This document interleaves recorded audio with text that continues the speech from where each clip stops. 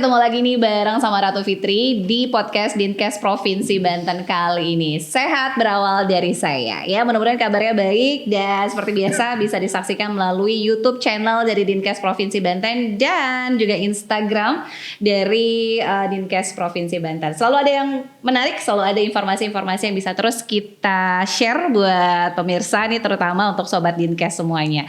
Kemarin kita ngomongin soal kejiwaan, kali ini kita lebih ngobrolin tema yang cukup menarik ya. Ini pasti banyak para pekerja yang juga harus concern sama kesehatan. Nah, ini sudah ada narasumber kita yang sudah hadir. Langsung saja kita sapa, ada Bapak Dr. Wahyu Susihono selaku narasumber kita. Beliau ini tadi informasinya pemerhati, kemudian apa lagi nih Pak? Pelaku dan juga pengamat dari Ergonomi Indonesia Korwil Jakarta Banten. Saya panggilnya Pak Wahyu aja mungkin ya. Boleh, silakan. Assalamualaikum. Waalaikumsalam. Sehat Pak Wahyu. Alhamdulillah sehat. Alhamdulillah. Apa sih agronomi? Saya taunya kelas ekonomi itu.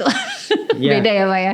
Beda jauh. Jadi kalau kita bicara ergonomi itu kan berasal dari kata Yunani ya, yang artinya ergos dan nomos, ya, aktivitas dari atau tata aturan dari pekerjaan manusia itu. Jadi ergonomi nanti membahas terkait bagaimana kita memanusiakan manusia.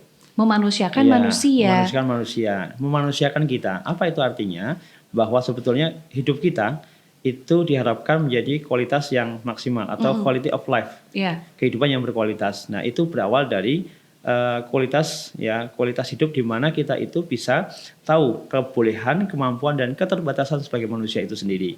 Kebolehan antara laki-laki dan perempuan berbeda. Betul. Termasuk pada saat kita melakukan aktivitas apa saja di pekerjaan di industri, kita harus tahu apa sebetulnya kebolehan kita.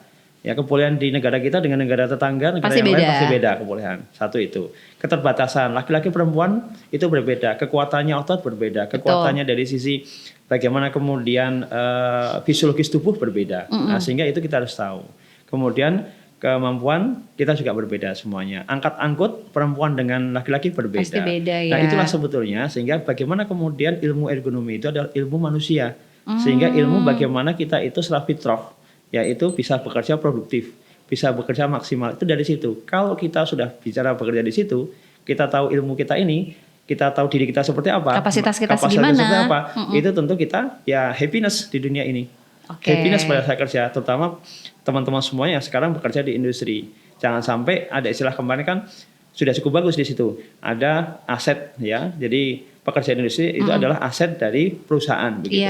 Tidak sekedar di situ. Karena bagaimana kemudian pada saat kita semuanya itu bekerja itu ya yang sehat tidak perusahaan saja, tapi yang sehat adalah pekerjanya. Banyak kasus sekarang itu adalah sehat pekerjaan dalam artian target pekerjaan selesai, beres tetapi ya di pekerjanya itu nggak sehat. Banyak kompensasi yang kemudian meningkat, tapi ternyata kenyataannya adalah dia habis untuk pijat, habis untuk aktivitas yang sifatnya itu adalah dia tidak terkompensasi. Sama juga dengan beberapa aktivitas yang di sana, yang intinya adalah orang itu rajin, tekun bekerja dan seterusnya. Tapi di usia-usia akhir pensiun, itu mereka tidak menikmati. Itu yang salah. Harusnya apa?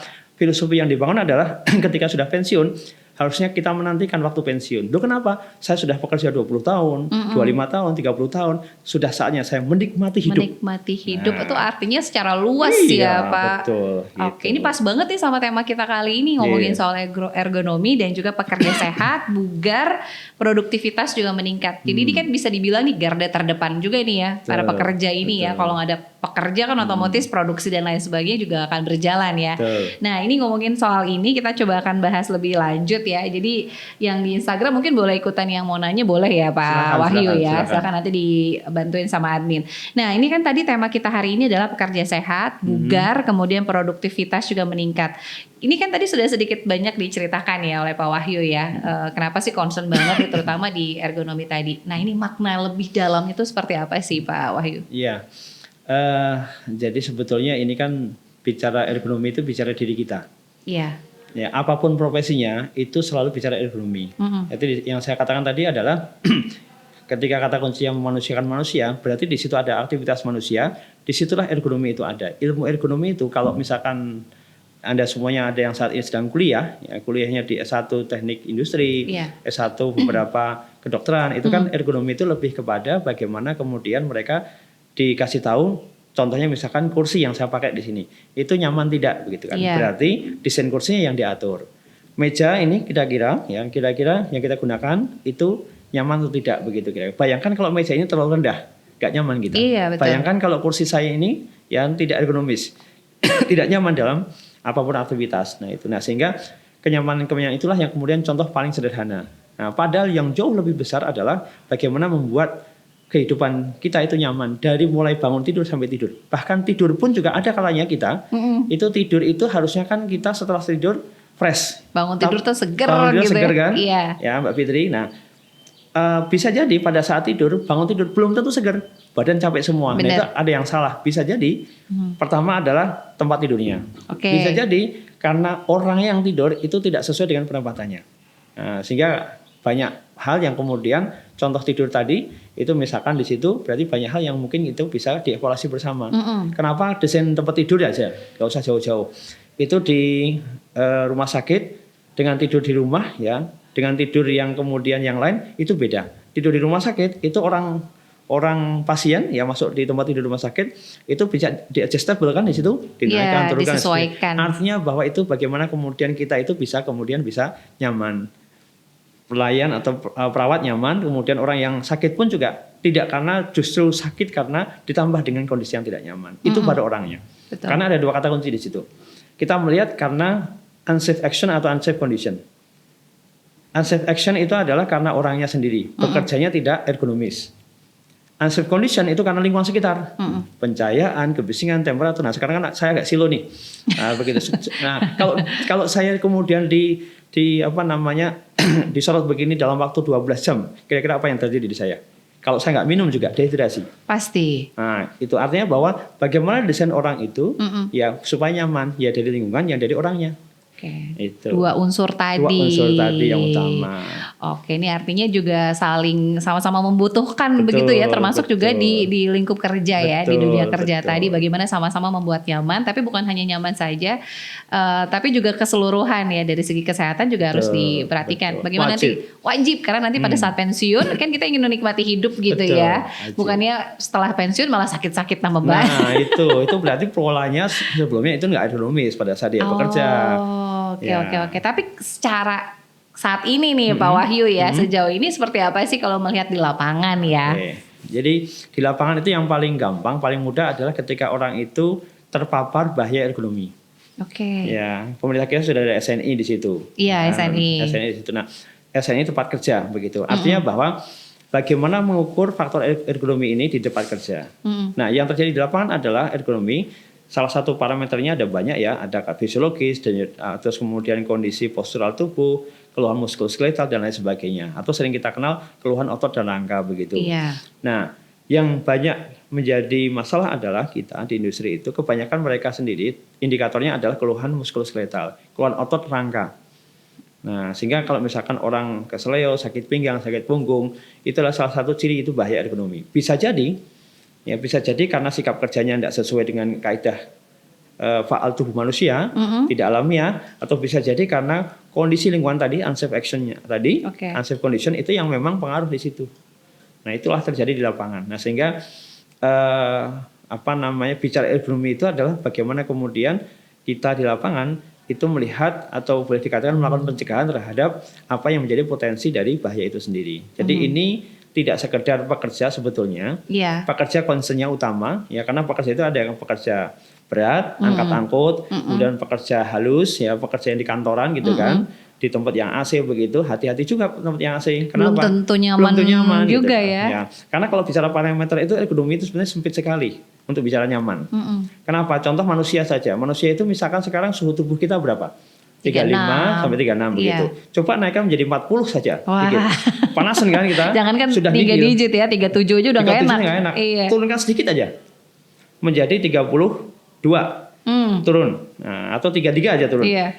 Rentangnya kecil sekali. Kalau itu naik sedikit, turun sedikit, itu sudah bermasalah tubuh kita. Betul. Itulah yang kemudian kita jaga. Nah, ergonomi itu concern di situ. Denyut nadi, sama denyut nadi, paling gampang. Denyut nadi orang bekerja, orang istirahat. Nah, itu sehingga ketika kita itu melampaui atau ya downgrade dari apa yang ada di situ, itu berarti kita sudah tidak ergonomis. Itu parameter yang yang paling bagus ketika kita melihat manusia itu bagaimana sih seharusnya. Oke. Contohnya Mbak Fitri deh. Mbak Fitri, nah suruh pulang begitu, ya ternyata dikasih sesuatu gitu kan oleh tetangga atau apa, suruh ngangkat begitu. Proses ngangkat pun juga bervariasi kan. Iya. Ada yang ngangkat yang handle-nya itu sudah bagus, ada yang ngangkatnya karena dus besar sehingga kemudian handle-nya kurang bagus. Nah itu pun juga pengaruh terhadap tubuh kita. Ya, belum lagi kita bicara kortisol darah, belum bicara terkait dengan kondisi fisiologis tubuh gitu kan. Iya. Terus gimana nih kita untuk bisa menyikapi tadi ya agronomi tadi agar kita juga sama-sama nyaman, kerjaan beres, kemudian investasi jangka panjang kita nih dari segi kesehatan pun juga bisa terjamin gitu loh Pak Wahyu. Itu gimana? Apakah memang ada satu pelatihan tersendiri atau memang kesadaran diri sendiri atau dari perusahaan yang bertanggung jawab? Iya. Kalau kita lihat sejarah ya. Dulu kan orang korban kecelakaan itu karena nasib dulu. Iya. Artinya apa? Ya kalau sudah korban celaka meninggal kan sudah nasib begitu kira-kira. Takdir tuh Takdir gitu ya. Katanya. Nah itu karena memang tidak ada pengendalian, tidak ada proses. Nah sekarang nampaknya tidak begitu. Ya. Kenapa? Karena kalau kita bicara terkait dengan masalah ergonomi, yang pertama dilakukan adalah di ergonomi ada preventif dan kuratif. Antisipasi pencegahannya. Antisipasi pencegahannya itu yang pertama. Dari mana itu? Pertama adalah identifikasi potensi bahayanya. Ya, ada yang namanya bahaya yang tampak dan tak tampak. Ya, bahaya yang tampak misalkan di situ ya di suatu lantai produksi itu atau lantai perusahaan itu ada yang namanya genangan air misalkan, kan tampak. Yang tak tampak itu potensi. Nah, kita lihat potensi di situ, ada istilah likelihood severity ya, seberapa besar peluang dan seberapa besar dampaknya itu yang kemudian menjadi sesuatu yang harus kita perhitungkan. Pertama identifikasi terhadap potensi bahaya ergonominya. Nah nanti kalau akan banyak bicara apa itu potensi ada di SNI itu ada semuanya. Kemudian yang kedua adalah setelah identifikasi pencegahan. Nah pencegahan ini menjadi penting ya karena apa pencegahan itu kadang-kadang orang simpel ya tetapi salah. Contohnya apa? Tahu-tahu pencegahan itu harus menggunakan APD. Padahal APD itu adalah hierarki pengendalian risiko yang terkecil terbawah atau terakhir. Ya substitusi dulu, eliminasi dulu. Di K3 ada itu, di ergonomi juga ada itu. Nah setelahnya itu kemudian bagaimana kemudian pengendalian itu terus dilakukan. Kadang-kadang kalau di perusahaan ya itu kita kalau bicara ergonomi masih dalam skup yang kecil, belum banyak. Nah kemudian bagaimana? Ya karena mungkin antara K3 dan ergonomi itu sesuatu yang boleh dikatakan mana duluan begitu. Padahal bukan begitu, sinergi dari keduanya. Kolaborasi gitu ya. Kolaborasi keduanya. Terus kemudian yang menjadi dasar utama adalah how much saving money. Kalau kami melakukan program-program pengendalian ergonomi, berapa rupiah yang bisa di-save dari cost dari perusahaan itu. Nah itu. Contohnya misalkan kemarin kita ada tim yang kemudian di Bali. Di Bali itu ada salah satu yang boleh dikatakan untuk naik tangga lantai 2 itu sangat kesulitan. Nah, atau boleh dikatakan kalau tanggal naik ke lantai 2 itu nadinya ternyata melebihi dari yang memang seharusnya. Terlalu tangganya anak tangga terlalu besar. Nah, itu diperbaiki. Setelah diperbaiki, nah kemudian meskipun waktunya agak sedikit lambat tetapi produktivitas juga meningkat, artinya sehat. Satu. Masih di hotel yang kedua. Ada orang di sana bagus sekali performanya dalam bekerja. Tukang kebun. Di luar. Nah, kemudian saking sayangnya yang punya perusahaan, itu orang kemudian dialihkan di dalam ruangan.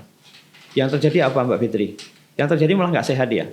Setiap minggu itu ke klinik kemudian minta obat. Sakit malahan. Setelah indoor malah lebih sakit ya, lebih sering sakit. Nah, ketika tadinya di luar kemudian di dalam langsung sakit. Harusnya kan selalu logika kan sebetulnya tidak sakit kan? Iya. Kenapa itu terjadi? Karena ternyata orang ini adalah ternyata alergi dingin. Nah, jadi sampai di situ sebetulnya bicara ergonominya. Nggak nyaman Pak saya. Kenapa nggak nyaman? Ya karena saya fashionnya sudah cukup lama di luar sehingga kemudian butuh adaptasi ketika di dalam. Itu hal begitu sebetulnya yang kadang-kadang kita harus berpikir holistik. Tidak sekedar kemudian menempatkan kan harusnya di luar panas-panasan, hitam, apalagi perempuan, Mbak Fitri gitu kan. Ke dalam, luntur gitu kan.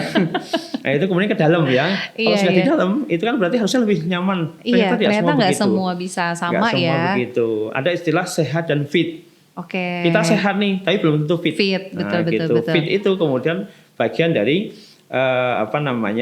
kita bisa menempatkan diri atau tidak itu sebenarnya. Oke, ternyata luas banget ya Pak Wahyu Luas sekali, ya. nggih. Oke, nah ini lagi nih Pak, ini kan ada sambil boleh minum nih. Iya, izin Nah ya. silakan. Nah ini juga kan pasti dari keputusan Kepala Badan Standarisasi Nasional nih tentang penetapan SNI ya. Ini Ya. kalau nggak salah 9011 2021 ya Pak. 2021 ya. Pengukuran dan evaluasi potensi bahaya ergonomi di tempat kerja. Nah ini keputusan ini nih berpihaknya ke siapa nih kira-kira dari Ya, yang berpihak ke semua. ke semua? Baik itu pemberi pekerjaan, perusahaan, ya, kemudian ke pekerja.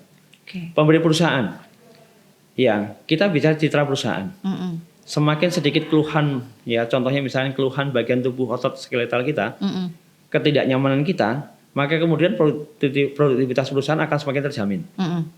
Artinya bahwa timeline dari proses produksi yang selama ini sudah dikerjakan, ketika perusahaan itu bisa memenuhi, akan artinya bisa melayani dengan baik customer mereka semuanya, konsumen mereka, itu satu. Kalau dengan yang kedua adalah dengan pekerja semakin sehat di situ harapannya. Artinya apa? Deteksi dini menjadi penting. Meskipun ini susah. Karena susahnya apa? Karena sampai dengan sekarang itu di Indonesia belum ada data yang mengatakan bahwa kita itu terbuka. Dan kemudian sulit sekali mengatakan bahwa di situ betul tidak bahwa penyakit itu disebabkan karena pekerja yang ada di perusahaan. Jangan-jangan itu dibawa dari rumah mereka. Dari luar perusahaan ya. Contoh apa? Contoh pada saat dia sudah selesai bekerja, dia bekerja lagi di luar. Oke. Nah, bekerja lagi di luar itu efektif atau tidak? Di situ prosesnya baik atau tidak? Ya, ada salah satu contoh lagi yang paling gampang dipelajari. Ada salah satu perusahaan di sana setiap harinya adalah di depan komputer. Nah, kalau teorinya adalah pada saat setiap 2 jam itu mereka harus kemudian menengok keluar melihat rumput yang hijau di luar 2 jam. Kenapa? Mata kita butuh refreshing. Dan kita juga harus bangun dari kursi Dan ya Pak. kita harus bangun dari 2 jam itu udah harus bangun ya kalau duduk lama gitu. ya. Akhirnya kemudian apa itu dilakukan begitu. Perusahaan ini saking banyak ya anggarannya kemudian dibuat senyaman mungkin. Duduknya nyaman, komputernya nyaman, kan komputer itu kan ada yang hadapnya ke sini, ke bawah dan seterusnya. Desainnya itu juga desain yang kemudian butuh antrometri di ergonomi. Supaya nyaman dan seterusnya. Ternyata apa yang terjadi Mbak Fitri setelah 6 bulan berikutnya? Mereka obesitas semuanya. Kenapa obesitas? Ya karena saking nyamannya di situ. Karena saking nyaman juga baik ya. Artinya bahwa ternyata saking nyamannya itu malas gerak jadi. Malas gerak, malas bermasalah juga. Di dalamnya situ berarti di dalam ekonomi orang yang terlalu nyaman masalah, orang yang tidak nyaman apalagi masalah. Nah, kemudian kalau di SNI tadi kita kembali ke situ, itu adalah di tempat kerja, yang dievaluasi di tempat kerja. Contohnya seperti ini, ya itu berarti yang dievaluasi adalah aktivitas kita di tempat kerja. Seperti apa? Jadi lebih spesifik di tempat kerja. Kenapa? Karena itu ada bicara antara interaksi manusia dengan lingkungan sekitar. Di SNI itu ada semuanya. Dan kemudian SNI ini saya pikir cukup mudah ya, karena sebetulnya ada kalau di dunia perkuliahan itu ada RULA, REBA, OAS, metode-metode begitu yang sangat rigid sekali itu kan, sehingga kalau misalkan orang awam saya pikir itu nanti malah malas duluan gitu kan. Nah sehingga SNI ini mudah sekali, begitu tinggal kemudian checklist segala macam, kira-kira potensi bahaya apa yang itu bisa diidentifikasi, itu menjadi modal untuk kita pengendalian. Yang susah sebetulnya pengendalian. Pengendalian identifikasi agak gampang nih ya. Gampang nih, saya sakit begini-begini gampang gitu kan. Di tubuh kita di dalam NBM itu ada 28 titik di situ. Ya sakit sekali, tidak sakit dan sama tidak sakit itu. Nah tapi yang ketika dapat angka begitu mau diapain? Nah sehingga itulah yang kemudian kita ya beberapa dinas ya di kesehatan di beberapa tempat itu mengundang kami untuk diskusi di situ sebetulnya. Sehingga apa sebetulnya yang harus dilakukan. Dan ini pun juga biasanya yang paling mudah adalah kita melibatkan pekerja di sana. Jangan sampai kita pakai konsultan di luar. Kenapa? Yang tahu masalah yang dari dalam itu sendiri. Sehingga ergonomi total ergonomic approach itu bagaimana ada istilah participatory ergonomi. Jadi orangnya kemudian keluhan itu disampaikan, diidentifikasi bersama. Kemudian terakhir adalah kita solusinya bersama. Termasuk membuat alat di industri pun juga sama, sebenarnya begitu. Ya itu kira-kira. Oke, luar biasa nih ternyata ya. Menarik sekali nih ergonomi nih. Kita mungkin masih banyak yang awam, tapi ternyata banyak insight dan juga ilmu-ilmu baru nih Pak Wahyu. Nah balik lagi ke ergonomi nih Pak. Biasanya bagian tubuh mana sih yang beresiko ya mengalami bahaya ergonomi? Apakah bisa diatasi, kemudian caranya gimana? Apa ini juga bisa jadi permanen? Mungkin ada yang permanen atau yang enggak semi permanen gitu? Ya, jawabannya tergantung pekerjaannya apa. Kan ada di salah satu perusahaan pekerjaannya setiap hari itu adalah monitor botol gitu ya, botol inspeksi botol ya yang sedang berjalan di belt conveyor begitu. Nah berarti di situ bagaimana kemudian kita harus tahu fisiologis mata kita seperti apa. Mata kita ya itu bagaimana retinanya di mana, terus kemudian pupilnya di mana dan segala macam. Kemudian dalam melihat itu pencahayaannya harus berapa lux. Nah, begitu itu harus dilihat sebenarnya. Termasuk bagaimana kekuatan mata kita untuk melihat itu. Nah, itu apa kemudian restnya, istirahatnya untuk kemudian pekerjaan mata itu yang ada di situ. Nah, sehingga itulah kemudian kalau kita tahu fisiologi mata, maka kemudian kita baru bisa mengatakan bahwa kita itu ya bisa kemudian mempekerjakan orang itu untuk melihat botol. Sekedar melihat botol di jalan itu baru botol. Karena fokusnya kan mata dan gitu pencahayaan kan. Karena apa? Orang itu ada istilah lelah. Nah kalau orang lelah lihat botol yang kemudian reject, dia nggak akan ambil itu. Misalkan begitu. Nah itu satu.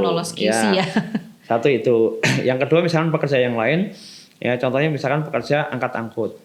Berat ya maksudnya. Berat gitu kan. Di pasaran banyak ya angkat angkut. Nah pekerja yang angkat angkut itu harus seperti apa, ngangkutnya seperti apa. Nah, sehingga di sinilah kemudian kadang-kadang ya kalau pekerjaan fisik itu di L5S1 bagian tubuh ya vertebra bagian belakang di sini. Itu L5S1. Nah, di situ kebanyakan yang terjadi di data yang kemudian dihimpun ya baik itu beberapa dunia yaitu bahwa L5S1 itu menjadi titik di mana kita pada saat bekerja itu sering mengalami cedera.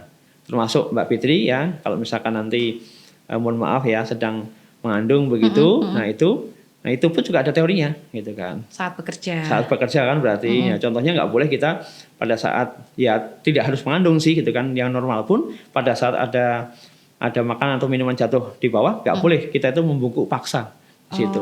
Solusinya bagaimana? Ada yang namanya pengendalian. Apa itu pengendalian? Menggunakan penjepit atau apa? Contohnya begitu, nggak boleh langsung gitu kan. Kemudian kalau di kitchen seat di bagian rumah misalkan di dapur, misalkan proses menggoreng sesuatu atau apa begitu, yang nggak boleh ketinggian atau kerendahan. Kita punya sudut 90 gitu derajat. Ya? Nah gitu, itu contohnya begitu. Penempatan tempat itu kan, tempat-tempat dari dapur terutama yang paling gampang itu kan. Nah tempatnya itu bagaimana jangkauan tangan kita, nggak boleh kita itu sambil ngambil kakinya jincit, nah kakinya naik, itu sudah nggak ergonomis lagi. Tuh, gitu kan. Terus kemudian contoh yang lain misalkan begini di ruang display pameran begitu. Bagaimana orang masuk itu informasinya jelas. Pandangan mata kita jelas begitu. Nah, termasuk ini depan saya ini. Kalau depan saya ini kalau misalkan bayangkan kalau terlalu rendah. Nah, berarti kan nggak nyaman masuk suaranya ke sana. Terlalu tinggi begitu, nggak nyaman begitu. Termasuk kamera yang di samping saya begini, ya itu juga nggak nyaman di situ kalau misalnya penempatannya nggak sesuai. Itulah ergonomi. Jadi tapi ada juga yang punya efek samping ya tadi ya Pak Wahyu ya, kalau tidak tepat tadi. Betul. Dan efek sampingnya itu saat ini memang agak sulit untuk kemudian dideteksi kan. Karena kan yang namanya orang misalkan kita duduk di depan komputer. Nah, posisi komputernya tidak kemudian ergonomis. Ergonomis itu anatomis tubuh manusia itu. Agak miring ke kiri begitu. Lama-lama leher kita ke bawah itu akan gini terus. Ya, istilahnya apa bahasa sini tengkleng ya atau apa gitu kan. Nah, itu jangka panjang. Ada istilah kalau terus-terusan melakukan hal kayak gitu ya. Itu begitu pula kalau misalkan posisinya ke bawah terus begitu. Lama-lama membungkuk dengan sendirinya bagian belakang. Nah, itu. Jadi efek itu ya adalah jangka panjang. Nggak ada yang dirasakan jangka pendek, tapi juga jangka panjangnya malah justru jadi permanen tadi ya. Begitu, ya. Sehingga pas pensiun nanti justru kemudian tidak nikmat itu kan. Karena tadi ada kesalahan. Proses pada masa kita bekerja di perusahaan itu notabene adalah banyak kondisi yang kita itu memaksakan diri. Ya proses muntir, proses duduk yang nggak benar begitu kan. Itu. Nah contoh sederhana ada kasus satu lagi yang mungkin ini jadi di tempat kerja. Ini simpel tapi saya pikir ini menjadi sesuatu yang besar ya dampaknya. Jadi ada yang namanya ibu-ibu tiap hari ya ini kita sebagai model kita pengamatan ergonomi. Nah kemudian setelahnya itu kemudian dia hamil ya trimester pertama, kedua, ketiga. Nah sebetulnya dari prosesnya ya kita lihat pas tidurnya, kemudian pas makannya, pas segala macam aktivitas itu sudah boleh dikatakan tidak boleh A, tidak boleh B. tidak boleh ngambil barang sesuatu ke bawah, pas tidur tidak boleh kemudian langsung berdiri, kakinya dulu miring kemudian kakinya turun, udah semuanya. Ternyata ada satu hal yang dilakukan dan itu tidak dikontrol. Apa itu? Pada saat sampai kantor, stop kontak colokan itu di bawah meja. Maka setiap hari dari itu 2 kali membungkukkan ke kiri ke bawah. Iya, ngambil pertama adalah naruh colokan, yang kedua adalah kemudian ngambil colokan pagi dan sore. Hanya itu yang dikerjakan. Dan itu rutin tiap hari. Rutin tiap hari. Yang terjadi adalah pada saat kemudian melahirkan sesar. Gara-garanya itu sebetulnya. Kemungkinan itu. Ya meskipun itu kodratullah ya. Tapi kemungkinan itu. Karena apa? Itu posisinya adalah kepala itu miring ke kiri. Jadi artinya bahwa colokannya di sana. Itu salah satu identifikasi. Begitu dampaknya besar. Coba kalau misalkan itu tidak di luar atau di atas begitu. Berarti kan itu akan selesai. Karena terus-menerus dilakukan setiap hari. Dan simpel kan. Hanya sekian detik kan itu. Iya. Tapi kan terus-menerus terus setiap hari sampai waktunya melahirkan. Nah itu. Ya. Contohnya begitu contohnya. Nah ini mungkin kalau untuk yang tadi disampaikan Pak Wahyu kan ada yang kerja berat, ringan, sedang. Nah ini khususnya nih untuk yang mungkin di depan komputer aja, ada olahraga khusus nggak sih Pak? Ini kan tadi 2 jam ya, 2 jam tuh udah harus kayak gerak atau melihat yang hijau-hijau gitu ya. Ada olahraga khusus nggak untuk bisa relaksasi lagi? Oke, depan komputer ya, yang setiap hari depan komputer biasanya operator dan lain sebagainya. Iya. Ya. Pertama adalah setiap 2 jam itu ada stretching, peregangan, itu kan 2 jam. Kemudian setelah 2 jam juga kemudian kita lihat di luar mata kita agar supaya ya kan mata kita itu bisa monitor terus ya, gitu ya tadi. Kemudian balik ke sana. Ada banyak yang kemudian dilakukan perusahaan. Kadang-kadang 2 jam itu kita sendiri ya self assessment kita, penilaian kita sendiri bisa. Atau perusahaan buat sistem. Tiap 2 jam semua laptop, semua layar monitor off. Oleh perusahaan sendiri. Sehingga mau nggak mau mereka harus keluar dan seterusnya gitu. Yang ketiga adalah tadi terlalu nyaman di depan laptop itu juga tidak baik. Nah, sehingga file-file yang kemudian di perusahaan itu ada sebagian yang tadinya saya duduk di lantai 3, kemudian tempatkan lantai 8 dan tidak boleh pakai lift. Misalkan harus begitu. Lewat tangga. Harus lewat tangga. Nah, gitu misalkan. Atau bagaimana kemudian kita itu antara mental dan fisik itu kemudian seimbang. Nah, itu kata kuncinya.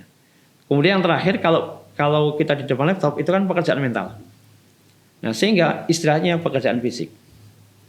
Jadi kalau kita istirahat kita tiap hari pagi sampai sore, Senin sampai Jumat itu di depan layar laptop, maka ya sering-sering olahraga, fisik gitu kan, ya apa saja, misalkan seperti ya apa sajalah, yang penting fisik begitu, ya contohnya main bola, golf atau apa begitu kira-kira. Jadi lebih banyak menggerakkan tubuh. Gitu. Kalau pekerjaan kita misalkan nih, tukang angkat-angkut di pasar begitu, maka kemudian istilahnya mental, main game. Nah itu kira-kira. Oh iya itu. Jadi dibalik ya. Gitu kan. Nah, jadi itu biar variasi gitu ya. Seimbang. Tapi kalau di perusahaan sendiri, realisasinya sudah berjalan belum sih Pak sejauh ini mungkin dari pengamatan tadi? Jadi kalau kita bicara terkait dengan ergonomi ini dan kemudian kaitkan dengan peraturan SNI tadi, sebenarnya SNI itu sudah 2 tahun terakhir ya saya bolak-balik diminta oleh kementerian itu untuk sosialisasi ini. Dan pada prinsipnya sejatinya ini kan bukan hal yang baru. Betul. Nah, hanya saja mungkin perlu lebih fokus lebih kepada bagaimana kemudian pengendaliannya itu ya tertata dengan baik, dan biasanya ada di HSE ya. Di HSE atau di K3 perusahaan include di dalamnya di situ. Nah, sebenarnya sudah, hanya tinggal kemudian bagaimana kita melihat dampak yang ada di sana. Itu sebetulnya.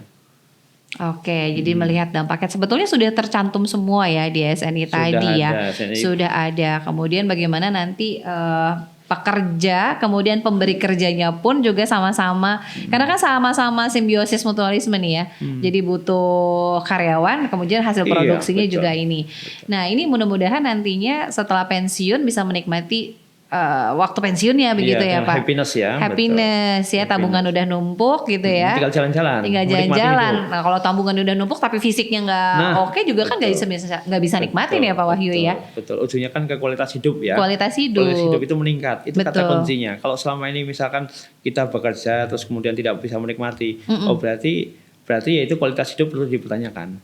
Termasuk di dalam perusahaan sendiri, kualitas kehidupan kerja di perusahaan, kalau di situ tidak happiness, tidak bisa, ya boleh dikatakan kita itu kontribusinya itu merasa bahwa ada tekanan di luar organisasi dan seterusnya, berarti belum ergonomis. Ergonomi itu adalah memanusiakan manusia tadi itu.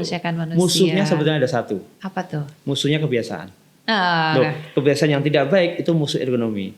Kadang-kadang kita sudah daki-daki ya teori ergonomis begini-begini, tapi karena yang bersangkutan itu sudah biasa melakukan hal yang tidak ergonomis, itu sulit sekali untuk masuk. Banyak peneliti-peneliti yang sudah kebiasaan kan, sudah kebiasaan begitu susah gitu kan. Sudah kebiasaan misalkan ya orang sudah biasa itu ya agak sulit untuk berubah kan. Betul. Orang yang biasanya mengucapkan selamat pagi mau dihilangkan susah juga kan. Contohnya begitu contohnya.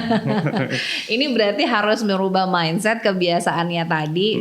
Perlahan bisa kok ya Pak ya. Evaluasi kembali apakah itu sudah ergonomis atau tidak. Betul. Terus baik lagi mungkin ada juga yang mikir orang masih muda kok gitu, nggak apa-apa. Mungkin jangka pendeknya belum dirasain nih Pak. Betul, ya. Gimana bisa untuk kita ngerubah perilaku sehari-hari itu agar nanti jangka panjangnya nggak tadi ya pensiunnya nggak bisa menikmati. Nah ini artinya harus ada yang mengingatkan. Nah itu perusahaan kah atau memang diri sendiri sih secara personal? Iya sebenarnya tidak bisa di apa namanya ditusinya mau perusahaan mau diri sendiri. Kan nanti yang menikmati diri kita sendiri. Iya benar. Ya, tapi perusahaan pun juga tidak mau rugi kan dengan adanya begitu. Nah salah satu ciri kalau misalkan kita bisa lihat di suatu perusahaan itu kira-kira ya setelah selesai perusahaan kita happiness atau tidak. Nah itu kira-kira di sana banyak usia-usia tanda kutip ya usia-usia yang sudah relatif sepuh tua itu masih ada atau tidak? Aktif kerja maksudnya atau bisa menikmati hidup ya. Oke, gitu. Masih ada atau masih enggak? Ada, tidak begitu. Nah kemudian yang berikutnya yang paling utama adalah kita itu kadang-kadang sudah diberikan sinyal tubuh kita itu. Pasti sudah punya sinyal. Contohnya misalkan kayak saya begini, kemana-mana keliling dan seterusnya gitu kan. Tahu-tahu kemudian agak drop nih, agak batuk begitu. Batuk itu kan sebetulnya bukan penyakit tapi sinyal. Tubuh nih kasih kode. Kasih kode gitu. sebetulnya. Ini nggak ergonomis. Sama kalau misalkan ya, saya di depan layar, di depan laptop. Terus kemudian di dalam laptop itu nggak nyaman nih, nggak nyaman itu sinyal sebetulnya. Tapi jangan diterusin. Gitu. Kadang-kadang kita kan ini tanggung, bentar lagi deh. Bentar ini gitu. Tapi bentarnya tadi seperti stop kontak di bawah tadi itu kan hanya pagi dan sore dan hitungannya detik kan. Tapi ternyata ngaruh dengan kondisi tubuh kita. Jadi bekerjalah sebagaimana tubuh kita itu menerima pekerjaan. Dan jangan disepelekan sinyal yang diberikan tubuh tadi ya Pak Wahyu ya. Itu kita baru bicara tentang yang tidak abstrak ya, yang jelas. Yang tak tampak pun juga lebih banyak lagi. Contoh manusia itu mudah sekali berubah. Nah, Mbak Fitri ya sekarang happiness begitu. Tahu-tahu ke rumah begitu dapat telepon gitu kan. Mbak Fitri ada job baru nih. Ya begitu. Dan itu hitungannya bukan lagi seperti biasa, 2 kali lipat begitu. Pasti akan berubah itu. Pasti berubah. Perubahan itulah yang kemudian di dalam tubuh tanpa kita sadari ikut juga di situ. Nah, ikut perubahan. Nah, bagaimana kemudian mengelola perubahan-perubahan itu? Nah, jadi bukan fisik saja tapi dari segi mental juga ya. Dari segi mental juga gitu kan. Kadang-kadang kita kan membagi antara mental dan fisik begitu. Padahal enggak, fisik dan mental itu sama sebetulnya. Harus seimbang ya. Seimbang. Itu yang saya katakan. Belajar kemudian ya, kita kalau misalkan mau mana duluan begitu, belajar kemudian bagaimana tubuh kita itu bekerja. Di dalam tubuh itu ada lebih dari 12 sistem dalam tubuh itu. Pelajari semuanya ya. Ya, Mbak mungkin kalau begini gitu kan, Mbak Fitri saya beginiin, saya mengatakan sesuatu mungkin sakit hati gitu kan. Nah, tapi yang dirasakan bukan hatinya yang sakit, tapi seluruh tubuh. Betul. Berdampak ke pekerjaan. Sehingga ada istilah, kalau orang itu belum selesai rumah tangga, itu akan terbawa di kantornya. Nah, itu. Sehingga ergonomi itu sampai kepada, mohon maaf sampai sekarang beberapa jurnal itu sampai seksualitas. Sampai ke sana ya. Karena mempengaruhi banget ya. Mempengaruhi dalam pekerjaan. Betul. Ini menarik kalau sudah bicara itu ke industri, ke perusahaan begitu. Karena apa? Ada istilah perusahaan itu ada beberapa kebijakan yang kita kumpulkan, kita dekatkan ya keluarga mereka di sekitar perusahaan. Sehingga ada sebagian perusahaan yang kemudian membuat rumah-rumah dinas di sana. Itu apa? Biar dekat keluarga kita ke perusahaan sehingga selesailah sudah. Biarkan apa? Istri dan anaknya atau istrinya itu kemudian melayani suami. Ya, suaminya melayani fokus kepada perusahaan. Pekerjaan. Itu artinya filosofi bahwa ergonomi itu begitu dekat sampai ke sana. Karena ergonomi sampai kepada dunia sosial. Sampai kepada bagaimana manusia itu ya. Selama kita itu happiness nyaman begitu, apa sih yang kemudian kita tidak berikan ke perusahaan? Betul. Tapi kalau urusan pribadi saya masih banyak utang, anak saya masih kecil, masih kesana kemari. Bahkan yang tadinya uang makan jadi motor gitu kan. Nah itu, berarti kita belum selesai. Kalau belum selesai, yakin produktivitas perusahaan tidak akan berjalan dengan baik. Karena tadi happiness-nya tadi itu memang belum terbentuk tadi. Dan sekali lagi untuk melihat